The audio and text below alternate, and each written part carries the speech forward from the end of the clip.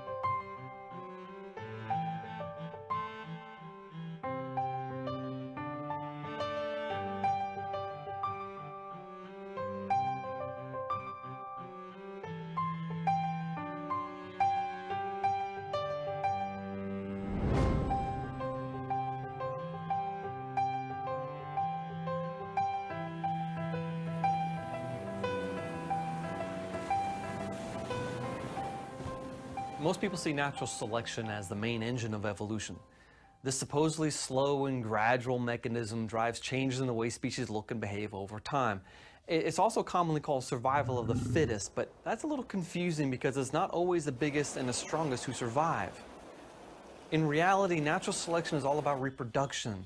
The organism that had the most descendants in later generations was, by definition, the fittest, and that usually comes about because some variation in an organism helped it to be more suited to its environment than others. So everybody talks about natural selection, and they kind of almost imagine like it's a magic wand, it's an explanation for everything. Natural selection is simply differential reproduction. In all living systems, in all populations, some individuals reproduce more than others. That is natural selection. As an example from my work in soil microbiology, particularly with pesticide degradation, if we add pesticide to a soil system to kill weeds, insects, or diseases, within that bacterial population, there is a portion that can degrade or utilize that pesticide as a carbon or nitrogen source to grow. So that over time, you had a change in this population, but natural selection did not bring about any new features. It was already in the population. The first time that I saw a creation presentation on natural selection, I was just amazed at my blindness prior to that in not realizing that natural selection can only operate on whatever is existing, and it can only operate to remove what is existing. And so the realization that it doesn't actually produce new genetic information was an absolute bombshell to me. So natural selection is actually a convenient term to use just to describe this process by which creatures, organisms not suited to the environment are eliminated, those which are suited survive.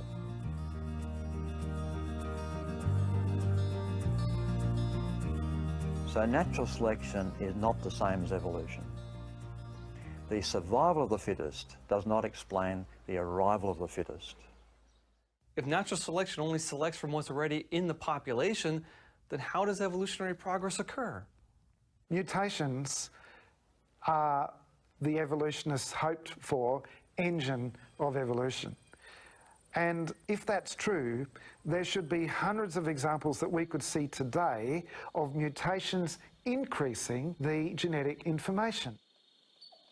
Is this Darwinian process, mutation plus selection, is that a creative process? In fact, is that the creative process? And the answer is, it's not a creative process. The mutation selection process is only useful for fine-tuning systems.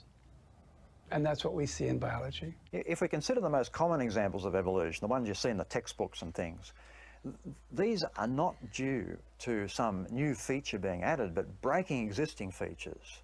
For example, warfarin resistance in rats, or DDT resistance in mosquitoes, loss of sight in cave fish and cave salamanders, loss of functional wings in beetles on a windy island.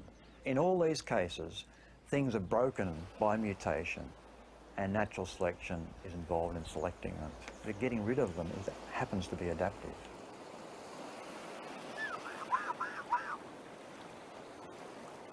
But people say, hang on, I see new species appearing. Isn't that a proof of evolution? Well, not really, because it's not a problem for creationists. Both the creation and evolution models predict the appearance of new species. What I mean is that God apparently created animals that were designed to diversify over time. So you look at red wolves and gray wolves. Obviously they're wolves. They came from a common ancestor, but all we would say is that they came from two wolf-like creatures that came off of Noah's Ark. Now, the real problem is defining what a species is. I mean, keep in mind, species, the word, is a man-made word, and boundaries between species are often blurry.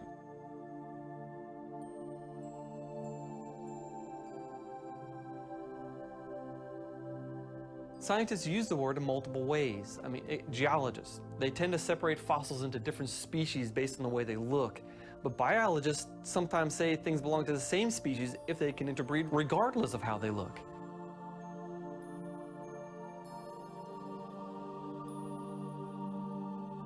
If you think about it, both sides of the creation-evolution debate predict the formation of new species. Therefore, even though the appearance of new species is necessary for evolutionary theory, it cannot be proof of evolution if the creationist model can make the same prediction. Let me give you another example. I've been to the Galapagos Islands. I've seen the marine iguanas and the land iguanas. They look different, they act different, they live in different environments, they eat different things.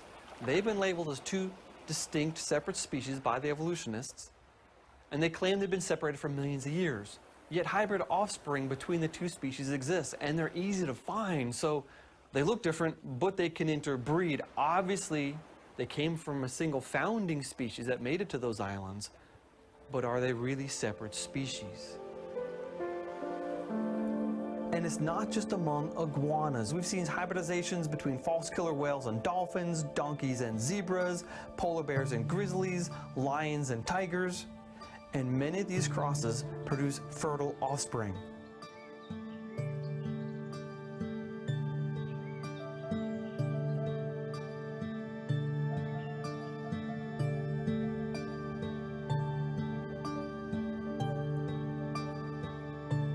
When Darwin went to the Galapagos, he collected information about finches, and he was looking for change over time. It wasn't until quite some time later, thinking about it, he realised the finches he saw there probably, almost certainly, were derived from finches on the mainland. But they're just variations of finches. And in fact, today we know that many of them can interbreed, so they shouldn't even be called different species. So this is not an example of evolution in the sense of microbes to mankind. Darwin's basic concept and his tree diagram was a tree of life, that all living things today go back to one common ancestor. But creationists have the idea, our idea is that we can trace things back to basic kinds, not one, but many different basic kinds that were created, and they've adapted and speciated and so on to give what we see today. So instead of a tree, creationists see it more of an orchard, where each tree in the orchard is a basic kind from which the branches actually are the species and things we see today. And adaptation and natural selection are involved in that process. I think that nature has been created to be able to modify itself and fitting the circumstances where living organisms are. We see a lot of variation potential in nature, but real novelties are not there.